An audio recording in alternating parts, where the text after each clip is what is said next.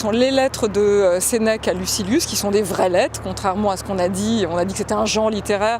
Non, il était à la fin de sa vie et c'est un homme d'une modernité exceptionnelle. C'est un homme qui va à l'inverse de notre société d'aujourd'hui, qui est dans le toujours plus.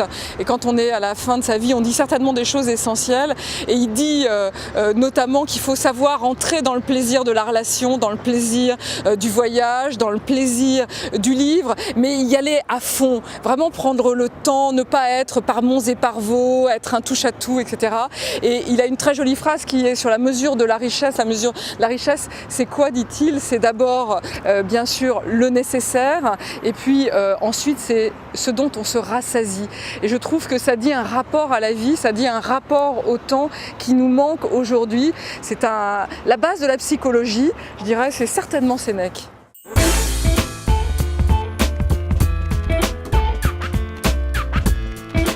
La lettre que j'aurais aimé recevoir, c'est une lettre d'amour, ça c'est certain.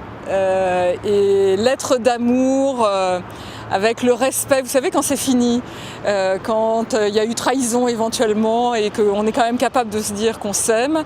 Il y a une très jolie lettre, toujours pareil. Il faut croire que la fin de la vie porte à ça. C'est celle de Paul Valéry à une femme qu'il a aimée, qui s'appelait Jean Voilier, qui était donc une femme qui s'appelait Jeanne, mais qu'il appelait Jean. Et superbe, elle l'a trahi, elle est tombée amoureuse de Noël.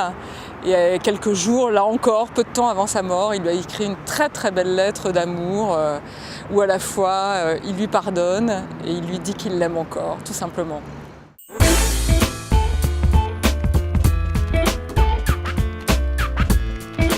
C'est une lettre à une amie d'enfance, la vie nous a séparés. Et on n'a pas été capable de s'écrire. Et dans les lettres que j'aime bien, il y a celle de Truffaut avec Robert Lachenet, c'était son ami d'enfance, qu'il a un petit peu trahi aussi, qu'il a un peu quitté. Il y a eu un grand vide dans sa vie. Et puis, bien sûr, Truffaut est tombé malade. C'était la fin aussi pour lui. Et ils ont repris leur correspondance. Et ils se sont pardonnés.